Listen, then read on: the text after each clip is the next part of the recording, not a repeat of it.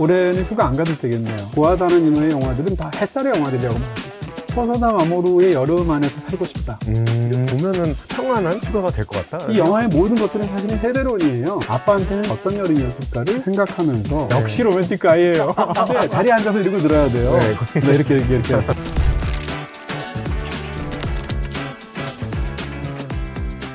BTV 이동진의 파야케야, 저는 현호준 매니저입니다. 안녕하세요, 이동길입니다. 오늘의 주제는 여름 영화 베스트 7입니다. 네, 여름 영화 특집하느라고 진짜 돈 많이 드셨어요. 오늘 분위기에 맞게끔 장소를 좀 바꿔봤어요. 네, 저 예전에 이제 위스키에 관한 교양 상식 이런 거 말씀드릴 때 그때 이후로 또 처음 그러네요. 외부 스튜디오에 와서 기분 굉장히 좋은데요. 산뜻한 느낌으로 시작해보도록 하겠습니다. 네. 본격적으로 영화 들어가기 전에 여름 하면 떠오르는 감정들이 되게 많으실 것 같아요. 개인적으로는 싫어합니다. 싫어요?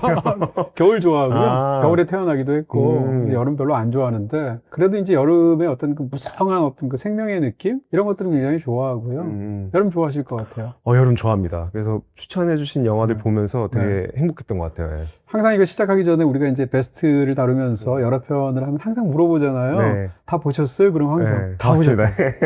7편을. 올해는 휴가 안 가도 되겠네요. 그러게요. 휴가 때 이걸 몰아서 봤어야 됐는데 아니, 이미 휴가를 갔다 온 느낌이에요. 그렇죠. 여기 해변도 나오고 막 이러니까 바로 이제 그런 기분 느끼시라고 오늘 이 기획을 준비했는데요. 여름 하면 떠오르는 수많은 어떤 걸작들, 훌륭한 영화들, 혹은 여름이 대표되는 영화들 많을 텐데 그 중에서 7편 골랐습니다. 바로 시작해볼까요? 네. 처음엔 영화 2편을 먼저 저한테 알려주셨는데 네. 제일 먼저 말씀하셨던 Call Me By Your Name이에요. 맞아요. 아마도 이제 요즘 한국 관객들한테 여름 영화로 제일 먼저 떠오르는 게 뭐야 이렇게 물어보면 적지 않은 관객들이 Call Me By Your Name 얘기할 것 같아요. 저도 그렇고요. 저는 지금 가장 왕성하게 찍는 그런 감독들 중에서 여름을 제일 잘 찍는 감독이 누구냐? 라고 한다면 루카 구아다니노 같아요. 챌린저스 때도 뭔가 여름 느낌이었고 땀과 몸의 느낌 이런 거 굉장히 강렬하잖아요. 약간 에로티시즘 같은 것들도 있고 Call Me By Your Name과 함께 스스로가 이제 3부작이라고 말하기도 하는데 I Am Love도 여름과 인생에서 찾아온 굉장히 짜릿하고 강렬한 경험과의 어떤 연결이나 그 다음에 뭔가 이렇게 약간 좀 뽀송뽀송한 그런 여름에 펼쳐지는데도 불구하고 아주 강렬한 어떤 욕망과 비틀리는 어떤 심리와 이런 걸 너무 잘하는 게 비거 스플래시라는 영화도 있거든요. 이게 다 루카 구아다니노 영화인데 루카 구아다니노 하면 저는 자연스럽게 여름이 떠오르고요. 그 여름 하면 느껴지는 생명력 혹은 뭐 경우에 따라서는 욕망 이런 것들이 굉장히 잘 버무러지는 멋진 영화를 만들죠. 그 중에서도 관객들이 가장 좋아하시기도 하고 또 여름이 너무 싱그럽기도 하고 또 첫사랑을 여름과 이렇게 딱 붙여서 너무 아름답게 멋지게 잘 묘사했던 서정적인 Call Me By Your Name이죠. 그 첫사랑의 그 감각과 그 감정들이 다 드러났던 것 같아요. 예. 그렇죠. Call Me By Your Name이 영화 제목으로 붙었는데 원래 원작 소설 제목이 우리말로 하면 그해 여름 손님이에요. 손님이라고 하니까 뭔가 결말이 예측되긴 하지만 그렇죠. 손님은 이제 왔다 가는 건데요. 그해 여름 손님이란 뜻은 여름 손님이 매번 왔거든요. 아버지가 이제 교수로서 대학원생들, 학위하는 사람들, 이런 사람들을 숙식 같은 걸 제공하는 어떤 프로그램을 하고 있어서 매년 왔는데 소녀는 그렇게 한 계절씩 여름마다 오는 사람이 싫었던 거예요. 그러니까 초반에 뭐라 그러면 여름 어떠냐라고 얘기하니까 빨리 지나가 버렸으면 좋겠어 이렇게 말하거든요. 근데 이번 여름은 다르고 이번 여름 손님은 다른 거예요. 그 여름이 끝나갈 때 마음이 어떻겠어요? 그 과정을 그리는 굉장히 흥미로운 성경 영화이면서 사랑 영화 이렇게 말할 수 있겠죠. 콜미 바이 어 네임 제일 먼저 어떤 장면 떠오르세요? Call Me By Your Name이요? 네, 설마 복숭아는 아니겠죠? 아무래도 그냥 그 제목에도 적혀 있지만 이름을 서로 불러주는 장면. 그쵸. 역시 로맨틱 가이예요. 그 제목 자체는 상대방을 내 이름으로 부른다는 건데 어떻게 보면 사랑할 때 내가 온전히 저 사람이 되고 싶잖아요. 혹은 온전히 나의 모든 걸 그 사람한테 이렇게 주고 싶잖아요. 그런 어떤 것들이 굉장히 흥미롭게 제목 속에 담긴 게 아닌가 싶기도 하고요. 저는 자전거예요. 둘이 자전거 타고 가잖아요. 반바지 입고.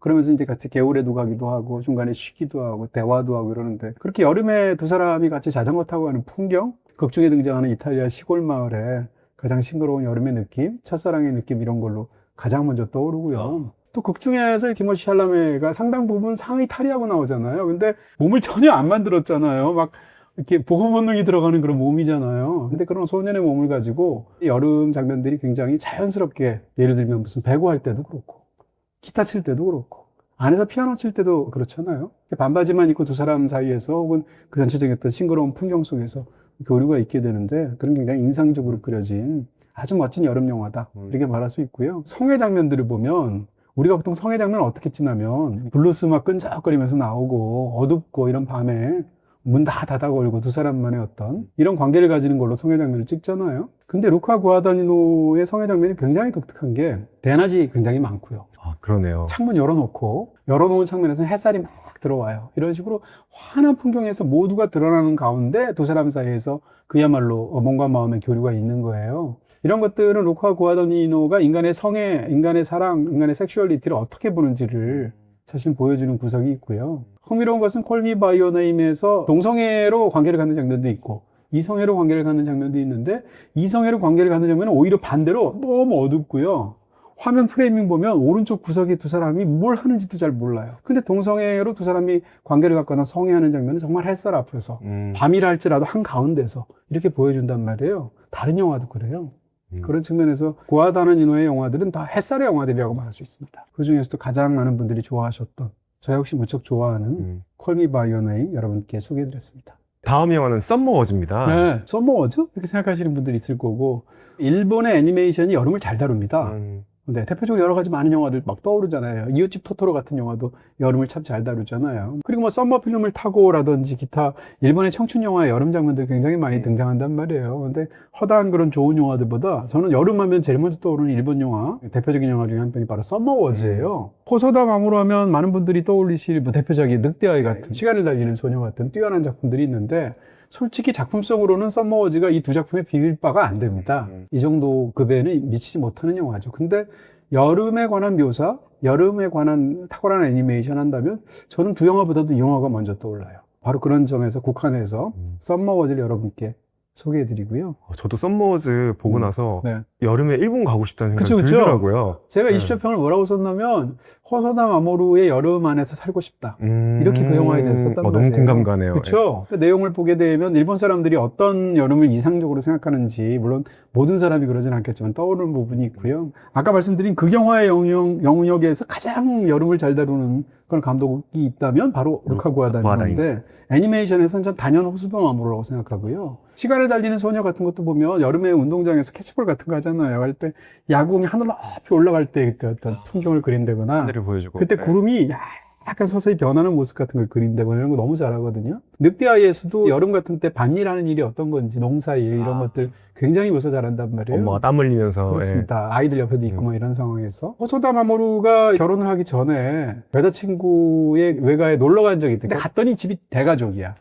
그리고 영화하고 똑같지는 않지만. 네, 그래서 영감을 받았겠네요. 그렇죠. 거기서. 대가족들이 너무 이렇게 살갑게 서로 지내는데 신선한 충격을 받은 걸 이런 가족도 가능하구나 이런 느낌. 그때 받은 느낌을 가지고 만든 영화라는 뒷얘기가 있어요. 이 썸머워즈는 극 중에서 이제 겐지라는 소년이 짝사랑하고 있는 소녀가 있는데 나츠키가 있는데 나츠키가 어느 날 이제 시골 마을에 있는 할머니의 90살 생일이라는 거죠. 가서 좀 내 남자친구 노릇을 4일 동안 해주시겠는가? 라고 했는데 가서 남자친구 역할을 하게 되는데 그러면서 벌어지는 일들 플러스 제목이 썸머워즈란 말이에요. 극 중에서 등장하는 이 사이버 세계에서의 온갖 무슨 디지몬 어드벤처를 떠올리게 하는 그 세계가 전 너무 흥미롭게 보이더라고요. 그렇죠? 네. 이게 더군다나 나온 게 2009년인가 10년인가 그래요. 이런 거 생각하면 어떻게 보면 내용도 굉장히 선구적이라고 할 수 있을 텐데 이런 것들을 버무린 그런 두 세계 사이에서의 이야기라는 측면에서도 흥미롭고요. 이 영화를 오늘 이제 여름 영화로 고른 것은 극 중에 등장하는 시골 마을의 여름에 대한 일본인들의 판타지. 극 중에서 약간 독특한 위치를 차지하는 한 인물이 그런 말해요. 야, 일본은 정말 여름에 너무너무 지겹다고. 여름 너무 덥고 사람 너무 많고 지긋지긋한다고. 배부른 소리네요. 네, 그러면서 근데 이제 맥주 마시면 좋지 뭐 이런 식으로 얘기하게 되는데 일본 여름 사실 도쿄 같은 데 가보면 엄청나잖아요. 막 습하고 막 그래서 더웠던 것 같아요. 그럼에도 불구하고 극 중에 그런 곳이라면 거기 가보고 싶고 살고 싶은 마음이 들 정도로 굉장히 고즈넉한 곳에 무려 대가족은 27명이에요. 거기다가 27명이 극 중에 등장하는 오즈라는 가상세계 속에서는 또 아바타가 있으니까 캐릭터가 얼마나 많아요. 그 속에서 목조주택에 막 복도를 뛰어다니는 아이들도 있고 90살 할머니도 있고 갓 태어난 아기도 있고 개도 있고 뭐 이러잖아요. 그들이 어우러져 사는 더군다나 이제 호소다 마모루가 패닝을 굉장히 훌륭하게 애니메이션에서 사용하거든요. 늑대아이도 그랬고 시간을 달리는 소녀에서도 그랬어요. 이 영화에서는 이제 뭐 구름이 막 변하거나 햇살이 막 비치거나 밖에 환한 여름을 보여주다가 카메라가 패닝을 하게 되면 저택을 싹 보여주는데 당연히 저택은 이 바깥보다는 조금 어둑어둑하잖아요. 그러면서 고즈넉한 분위기라든지 그 속에서 아무것도 없는 텅 빈 어떤 느낌이라든지 이런 것들을 빛의 어떤 차이와 왕성함과 이런 것의 차이 같은 것을 보여줌으로 인해서 시각적으로도 굉장히 계절에서 그 저택의 느낌을 온전히 이렇게 응축해서 보여주는 그런 뛰어난 연출력을 갖고 있기도 하죠. 비다이렉트 샵에서는 모두 다 가능. 비다샵 가능. 다음 영화는 20세기 작품이에요. 네. 윌로 씨의 휴가. 지역 안배를 한 건 아니지만 유럽에도 이제 여름을 다룬 특히 유럽의 해변이 중심이 되는 공간적인 그런 여름 영화, 뛰어난 영화가 너무 많아요. 대표적인 사람은 많은 분들이 떠올리는 에릭 로메르라는 감독이죠. 녹색 광선 같은 영화, 무엇보다 이제 여름 이야기 같은 영화 이런 작품들이고 우리 파이어카에 또 출연하셨던 크리스티안 페촐티의 더 파이어 있잖아요. 아. 독일 영화지만 독일 해변이 굉장히 멋지게 나오고 또 이탈리아 하면 떠오르는 베니스에서 죽다 있거든요. 정말 뛰어난 걸작이기도 하죠. 굉장히 훌륭한 유럽의 해변을 다룬 영화들이 참 많은데 저는 이 영화가 제일 먼저 떠올라요. 이번에 처음 보셨다면서요? 처음 봤어요. 어떤 느낌이 제일 먼저 드셨어요? 이번엔 되게 집중해서 봤는데 네. 다음에 여름 휴가를 갈 때 네. 그냥 배경으로 틀어놓고 네. 중간중간에 보면은 너무 편안하고 평안한 휴가가 될 것 같다라는 이 생각이 영화 들더라고요. 보면서 떠오르는 영화 없었어요 혹시? 떠오르는 영화요? 많은 사람들이 미스터 빈을 떠올리거든요.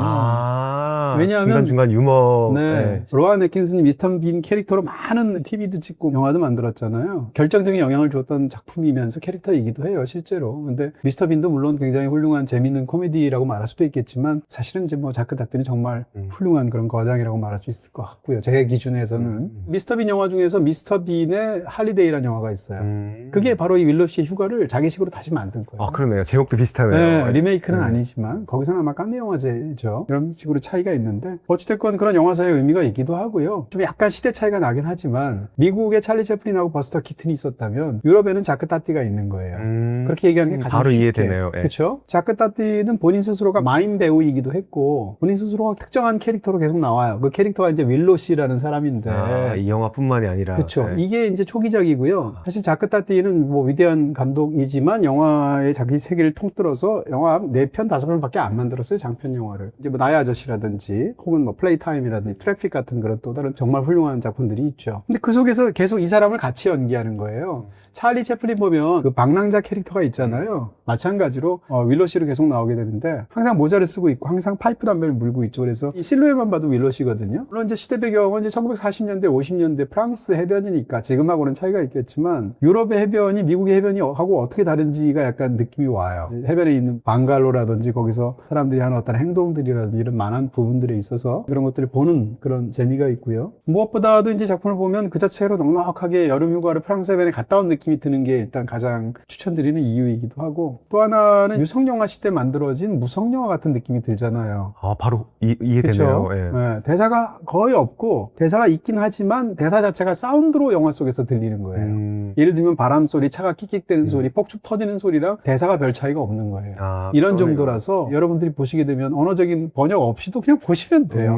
다 이해가 될 정도로. 저는 사실 걱정했었거든요. 대사가 별로 네. 없다라고 알려주시긴 했지만 네. 처음에 듣는데 잠깐 대사가 나올 때 못 알아듣는 거예요. 그래서 자막이 안 나오니까 네. 당황해가지고 네. 어떡하지 했는데 계속 네. 보니까 대사를 아무 볼 필요 필요가 없어요. 없었구나. 그냥 사운드라고 생각하면 되고요. 물론 더 이해하면 좋겠지만 또 프랑스어이기도 하고 자크 따띠만의 고유한 어떤 리듬과 그런 넉넉함을 가지고 있는 작품이고요. 가만 보다 보면 굉장히 이제 유머러스한 코미디이기도 한데 한편은 약간 쓸쓸한 느낌도 있고요. 외로움도 있고 그래요. 현대 사회를 포착하는 자크 따띠만의 시선이 있거든요. 대표적으로 나중에는 이제 플레이타임 같은 데서 결정적으로 보여주는 그런 시선이 있는데 윌로 씨의 휴가도 보면 윌로 씨가 그 중에서 웃기는 게 윌로 씨와 그 주변의 사람들 사이에서의 부적응, 세계와의 갈등, 그 속에서 제대로 이해받지 못하고 항상 오인되거나 오해받음 이런 걸로 이제 코미디가 나오는 거예요. 이제 이 영화에서 가장 유명한 장면으로 여러분이 아마 영화는 안 보셨어도 이 장면을 보셨을 수도 있는데 혼자 카약을 타고 갑니다. 그러다가 배가 정확하게 반쪽이 나요. 그렇게 접히잖아요. 접힌 상태에서 안에서 빠져나오려고 버둥대다 보니까 이 두 개가 이렇게 되죠. 그러니까 그걸 보면 사람들이 상어인 줄 알고 도망가요. 그 장면에서 알 수 있는 것처럼 항상 극중에서 이 사람은 그런 의도가 아님에도 불구하고 윌로 씨는 자기는 선의로 다가가거나 어떤 행동을 하거나 이렇게 하는데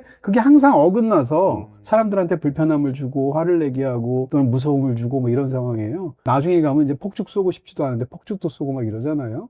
그런 측면에서 자기 이름 말할 때도 처음 호텔에 체크인해가지고 이름이 윌로라고 말을 하는데 프런트에서 못 알아듣죠. 왜냐하면 손에 짐을 들고 있고 입에 파이프를 물고 있으니까. 이런 식으로 극중의 어떤 모든 것들이 사실은 윌로라는 사람과 이 세계와의 부적응과 미끄러짐을 묘사하고 있어요. 특히 이제 마지막 장면까지 보고 나면 이제 쓸쓸한 어떤 외로움 같은 그런 느낌이 들기도 하면서 어떻게 보면 현대사회에 대한 굉장히 흥미로운 코멘트들이 시각적인 개그 속에 담겨 있다 이렇게 말할 수 있죠. 저도 보는 입장에서 피식피식 계속 웃었었는데 당사자라면은 되게 네. 당황스러운 상황이겠네요. 네, 코미디라는 게 그렇잖아요. 본인한테는 힘들고 쩔쩔매는 상황인데 멀리 떨어져서 웃긴 게 코미디잖아요. 그래서 코미디를 찍을 때는 클로즈업으로 안 찍고 롱쇼트로 찍는다는 말을 하잖아요. 거리를 두는 데서 코미디가 나오니까 실제로 이 영화 속에서는 이 자크타티의 클로즈업이 거의 없고요. 그러네요. 대부분의 장면들이 롱쇼트로 찍혔죠. 이런 면에서 세계 속에서 그 사람이 어떻게 계속 미끄러지고 부정하고 넘어지는지를 보여주는 방식으로 영화가 만들어졌다라고 얘기할 수 있습니다.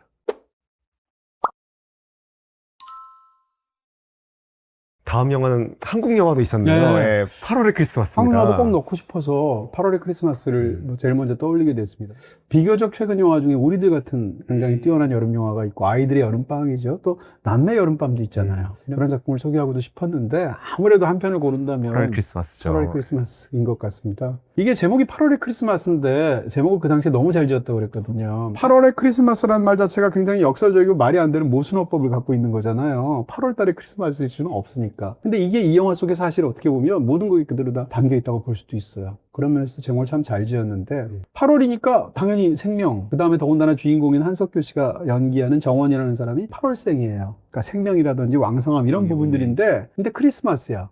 한 해의 끝이고 그 사람은 불치병으로서 죽어가는 사람이란 말이에요. 자기 인생을 이제 정리를 해야겠다라고 담담히 받아들이려고 하는데 일생일대 여자가 내 앞에 나타난 거예요. 이제 막 사랑이 시작되려고 해. 그럴 때 8월의 크리스마스인 상황, 죽음과 이제 막 다가오는 사랑과 생명력과 이런 것들이 뭉뚱그려진 상황이란 말이에요. 그런 면에서 희대의 멜로 영화라고 할 수가 있겠죠. 90년대 초중반까지 한국 영화들은 굉장히 이렇게 좀 자극적이면서 사랑을 강조하고 약간 좀 과장하기도 하고 이런 방식으로 많이 쌓였는데 이 영화는 사랑 영화인데 두 사람이 뭐 예를 들면 뭐 성의 장면은 말할 것도 없고 손잡는 장면도 제대로 없어요. 거기다가 사랑하는 말도 안 해요. 근데도 절절한 사랑 영화를 만들었잖아요. 사랑 영화의 클리셰를 사용하지 않으면서 예. 그렇습니다. 당시로서는 혁명적인 부분이 있었던 한국 영화사에서 너무 중요한 위치를 차지하는 90년대 말의 작품이기도 하고요. 허진호 감독 작품 중에서 뭐 최고작으로 꼽는 사람들도 종종 있죠. 저는 이제 봄날은 간다와 함께 투탑이라고 생각하는데 그런 측면에서도 새로운 한국 영화의 어떤 시작을 제대로 알렸던 멜로라는 장르 속에서 더군다나 이 영화 뒤에 한 10분, 15분 동안 대사도 없잖아요. 그런 측면에서도 연출로나 또 심은하, 한석규라는 당대 최고의 가장 어떤 우리가 보고 싶어하는 그런 장면들이 담겨있는 영화라는 측면에서나 또 허진호 감독의 출발을 알린 작품으로나 이게 데뷔작이라니 말이 안 돼요. 그렇죠. 이 다음 작품도 엄청났고요. 저는 이 첫 장면 굉장히 좋아하는데 아, 누워있는데 햇살이 문틈으로 그렇습니다. 들어오는 장면. 누워서 자는 것도 아니고 말씀하신 대로 이렇게 이제 엎드려서 잠깐 낮에 자는데 우리가 여름에 피곤하면 낮잠 자잖아요. 잘 때 이렇게 콘곤하게 까무룩하게 자서 깊은 잠이 아닌 상태에서 자고 있는데 저 같은 안경제비는 또 안경 옆에 두잖아요. 아, 맞네요. 안경 썼네. 벗어서. 그래서 엎드려 있는데 문이 열려 있어요, 만큼. 열린 햇살로 사이로 햇살이 여름에 그러니까 막 들어오죠. 그래서 까무룩하게 깨다 졸다 하고 있는데 밖에서 어떤 소리가 들려오냐면 멀리 학교 운동장이 있고 아이들이 구령 맞춰서 막 체조하는 소리 이런 소리가 막 들린단 말이에요. 거기서 눈을 딱 뜨는 그런 장면이거든요. 그게 8월의 크리스마스의 어떤 핵심적인 이미지라고 생각하고요. 그때의 잠은 약간 죽음의 이미지 같은 거고 자기는 언젠가 소멸하겠죠. 왜냐하면 시한부 인생이기도 하니까. 그렇지만 자기 뒤에도 다음 세대가 또 다른 생명으로 계속 살아나가지 않겠어요? 그런 의미에서 이 장면이 갖고 있는 굉장히 묘한 그러면서 굉장히 깊은 이미지와 사운드를 갖고 있죠. 아, 잠이 일종의 작은 죽음이었군요. 네, 예. 그렇게 뭐 영화에서 묘사되는 것 같습니다. 다음 영화는 한국 배우 유태호 씨가 나오는 네, 레토입니다. 예. 유태호라는 좋은 배우가 제대로 알려지게 되는 계기가 되었던 영화 속에서 이제 러시아 사람 그 유명한 빅토르 초이로 나오죠. 빅토르 초이 하면 이제 1980년대 그러니까 소련이 붕괴되기 직전에 어떻게 보면 페레스트로이카가 있기도 전이에요. 80년대 초반에 가장 어떻게 보면 소련에서 이제 암울하고도 침울했던 시기라고 말할 수 있고요. 아, 그래서 흑백으로 뭐 그런 비춰진 거죠. 걸까요? 그 당시 어떤 소련의 이미지를 감독이 그렇게 포착했겠죠. 근데 이 작품 속에서 이제 그 실제의 인물이기도 하고 전기영화처럼 보이지만 사실은 전기영화적인 화법을 안 갖고 있고요. 빅토르 초이 자체가 80년대 초반에 아버지가 고려인이잖아요. 그러니까 한국계 러시아인으로서 당대에 정말 어떤 그 자유와 뭐 이런 것에 대한 상징 같은 록스타였거든요. 이 빅토르 초이의 어떤 막 부상하던 시기, 심지어는 유명해지기 전이죠. 그를 이끌어줬던 또 다른 선배 뮤지션, 그 둘 사이에 있는 한 여성, 이런 어떤 모든 것들을 통해서 그려낸 아주 뛰어난 음악 영화이면서 또 한편에 아주 뛰어난 여름 영화라고 말할 수 있습니다. 일단 레토가 무슨 뜻인가 하면 러시아 말로 여름이라는 뜻이에요. 아, 영화 제목이 여름. 영화 제목이 여름이에요. 여름이라는 게 극중에서는 이제 초여름으로 시작해서 여름이 끝나가면서 영화가 끝나거든요. 근데 극 중에서 이제 이 빅토르 초이를 이끌어주는 선배 유명 락스타가 있는데, 마이크. 네, 그 마이크가 이제 소속된 그 밴드가 부르는 노래가 제목이 바로 레토 여름이고요. 맨 마지막에 이제 이번에 빅토르 초이가 이끄는 키노라는 실전했던 그 밴드에서 부르는 노래가 여름은 끝나간다라는 노래예요. 그러니까 계절로도 여름의 시작과 여름의 끝에서 끝나고 있고, 음악씬에서 지금 현재 최고의 음악 락스타가 있고 막 떠오르는 어떤 신성 락스타가 있는데 이 둘 사이에 교체를 보여주는 거죠. 그래서 마지막 장면이 굉장히 뭉클하면서도 쓸쓸한 부분이 있죠. 지금이야 뭐 러시아도 그런 상황이 아니지만 80년대 초반은 러시아는 굉장히 공산주의로서 이 락 음악에 대해서 미국 제국주의의 음악이라서 그것 자체를 굉장히 배관시하고 초반에 그 콘서트 장면 웃기지 않아요? 차분하게 들어야 되고 네. 하트를 드니까 뭐라고 하더라고요. 네. 하트를 이렇게 들어도 내리라고 그러고 락 음악을 듣는데 자리에 앉아서 이러고 들어야 돼요. 네, 거의. 네, 이렇게. 네. 가사도 검열을 하고 그럼에도 불구하고 이 분출하는 시대의 변혁에 대한 열기 그것 자체가 이념이 아니라 생명으로서 자연스럽게 교체하는 시대의 분위기 이런 거죠. 그런 얘기도 나오잖아요. 무슨 음악 하나 만들고 나서 거기에 대해서도 뮤지션들끼리 얘기하는데 주제가 제대로 들어가면서 훌륭한 음악은 없지 뭐 이런 얘기도 나오게 되는데 그러니까 낡은 이념 무엇이 옳고 무엇이 그른가에 대한 화두 이런 게 있잖아요. 거기서 벗어나서 이 청년들은 레닌그라드에서 그 당시에 지금은 이제 상트페테르부르크죠. 거기서 분출하는 어떤 새로운 생명의 에너지 같은 것을 음악신의 태동기를 통해서 보여준다는 측면에서 계절적으로도 너무 잘 맞고 또 곡 중에서 이렇게 기타 메고 바닷가에 놀러 가잖아 기차 타고 그러면서 모여서 막 서로 춤추고 그 장면들이 좀 그렇게 좋더라고요. 그 여름의 분위기를 제대로 내기도 하는 그러면서도 무엇보다도 영화를 보시면 가장 놀랄 건 사실은 극 중에 등장하는 음악 장면들일 텐데 터킹 헤즈의 사이코킬러라는 유명한 노래가 있거든요. 그 노래를 이제 기차 안에서 처음 부르는 장면 그 장면 너무 엄청나죠? 인상적이었어요. 네. 너무 멋지죠? 너 이름 뭐야? 이 적국의 노래를 부르는 거야? 라고 말하는 아저씨. 그가 부르는 사법경찰. 이런 어떤 시대적인 억압 속에서 미칠 것 같죠, 젊은이들은. 그러면서 머릿속에서 상상을 하잖아요. 그런 걸 다 전복시키는 걸. 그걸 이제 상상 장면을 일종의 뮤지컬 장면처럼 영화에서 보여주는데, 거기다가 또 굉장히 파격적으로 애니메이션 효과를 넣었잖아요. 그렇게 해서 한번 보시면 정말 쏙 빠지실 거예요. 그런 면에서도 정말 젊은 영화다. 추천드릴 수 있습니다. 그 기차 장면부터 자리를 고쳐 앉아서 그쵸. 다시 보게 됐던 것 같아요. 예. 뒤에 무슨 전차인가 버스 안에서의 장면도 그렇고 거기 음악들이 대부분 다 주로 펑크락 쪽이거든요. 펑크락이 갖고 있는 굉장히 거칠면서도 이렇게 충돌하는 이미지 같은 거 있는데 이런 것을 시각적으로도 너무 잘 살린 훌륭한 음악 영화라고 생각합니다. 말씀 주신 부분 중에 그런 게 너무 공감됐어요. 흑백 영화인데도 왜 이렇게 여름의 에너지가 느껴질까 저는 계속 궁금한 상태로 봤는데 네. 말씀 주신 것처럼 정말 그 자유와 예술에 대한 그렇습니다. 갈망의 그 열기가 여름처럼 만드는 것 같네요. 거기다 중간중간 컬러도 쓰잖아요. 근데 컬러는 대부분 음악과 관련된 식으로 쓰거든요. 그런 측면에서 이 시대적인 어떤 그런 암울한 공기와 그 속에서의 예술의 어떤 분출하는 에너지를 사실은 시각적으로도 대비시키고 있는 거죠.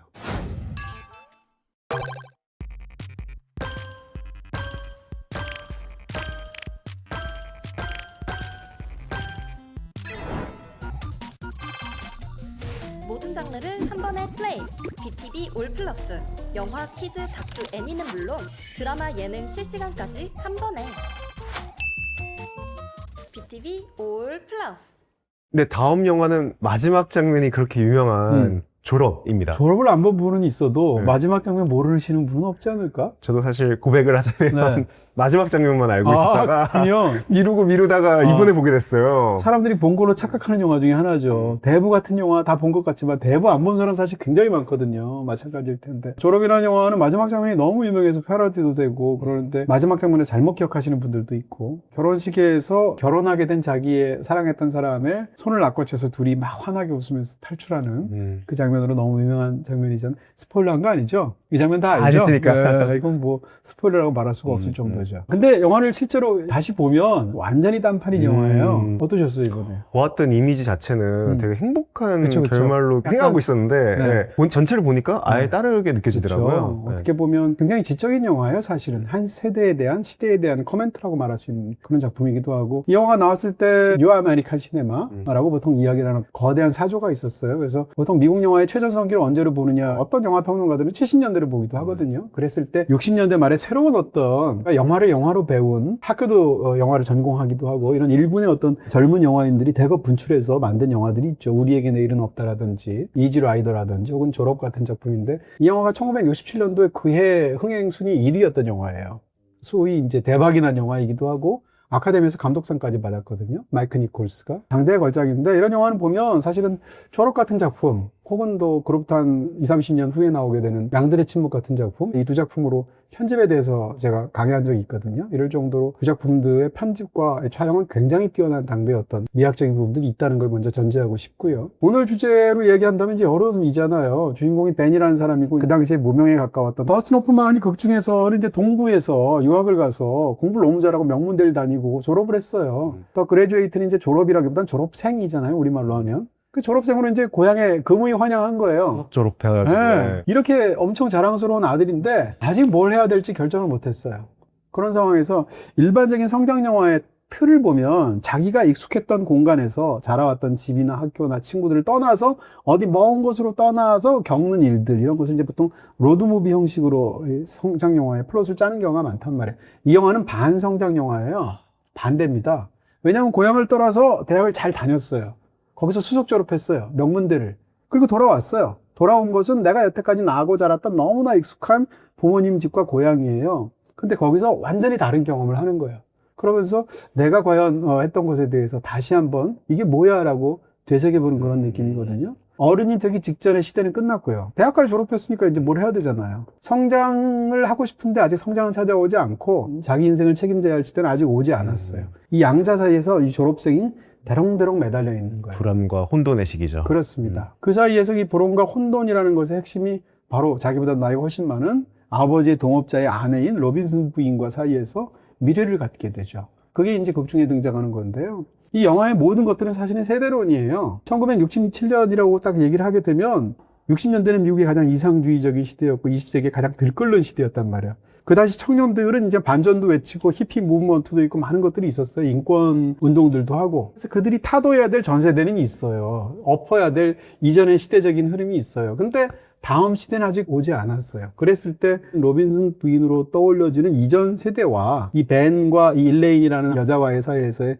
극 중에서는 이제 참사랑이죠. 이런 것에 대한 대비 자체가 양 세대 사이에서의 갈등을 뜻하고 있고요. 맨 마지막에서는 과연 어떻게 끝나는가 생각하면 사실 이 영화가 그렇게 달콤한 영화가 전혀 아니다. 이렇게 말할 수 있고요. 영화에서 너무나 탐복스러운 어떤 편집이나 촬영 장면을 보여주는 게 미시지 로빈슨과 미래를 갖게 되는데 이 청년 입장에서는 집에 이제 수영장에서 혼자 권태롭게 떠다닌단 말이에요. 캔 같은 거 이렇게 맥주 마시고 그러다 갑자기 이제 이 사람이 수영장을 헤엄쳐서 자기 방으로 쑥 들어가면 그게 방이 아니라 호텔 방으로 연결이 돼요. 편집에 의해서 부인이 와가지고 이렇게 셔츠에 단추를 풀어주죠. 그래서 미래 장면이 끝나서 그가 일어나가지고 옆으로 가면 다시 집이 되어서 그의 방이 되어서 옆에 부모님들이 식탁에서 밥 먹는 장면에서 이제 문을 닫게 되고요. 그러다가 다시 이제 수영장 속에 가게 돼서 매트 위로 뛰어오르면 그게 다시 또 로빈슨 부인의 몸으로 바뀌어요. 얘는 결국은 두 방 사이를 왔다 갔다 하는 거예요. 하나는 호텔방, 하나는 자기 방, 방이 하나 더 있다면 수영장. 그리고 수영장은 집안에 있는 수족관하고 일치를 해요. 시각적으로. 그러니까 어떻게 생각하면 두 개의 수족관 사이에서 계속 반복적으로 왔다 갔다 하는 거예요. 로빈슨 부인하고 일탈의 어떤 행위를 가질 때는 짜릿하겠죠? 근데 그게 짜릿함이 아니라 극 중에서는 권태 그 자체인 거예요. 그런 측면에서 20대의 격렬한 불안과 혼돈을 권태, 그 다음에 앞이 보이지 않는 불안, 이런 것하고 연결했다는 측면에서 극 중에 여름이 차지하고 있는 굉장히 시각적으로도 중요한, 의미적으로도 흥미로운 그런 부분이 있다는 거죠. 마지막 영화는 저희가 심층 해설도 한 적이 있는 애프터 선이네요. 굉장히 뛰어난 걸작 영화라고 생각하고요. 이 작품에 대해서 말씀드린 대로 실체 리뷰를 자세히 한 적이 있으니까 간단히만 이야기하도록 하겠습니다. 우리가 이제 여름 하면 떠오르게 되는 지금 우리가 겪고 있는 여름도 있지만 어린 날의 여름 떠오르지 않나요? 과거의 여름. 누구나?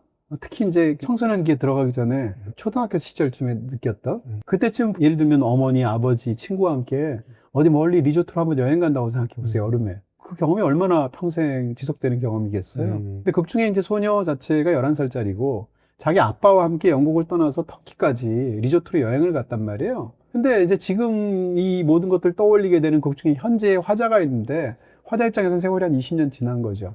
그래서 자기가 떠올려 보면 그때 너무 재밌는 게 많았어요. 무슨 지능 마사지도 하고 패러글라이딩 하늘 날아다니고 하면서 아버지랑 재밌는 얘기도 하고 오락실에서 오토바이 타기도 하고 굉장히 재밌는 일이 많았단 말이에요. 처음 사랑에 눈뜨기도 하고. 그랬는데 수십 년 지나서 떠올려 보니까 자기는 너무 재밌었는데 그 당시 아빠는? 이라고 생각에 미치게 되는 거죠. 왜냐하면 그때 아빠는 지금 자기 옆에 없으니까.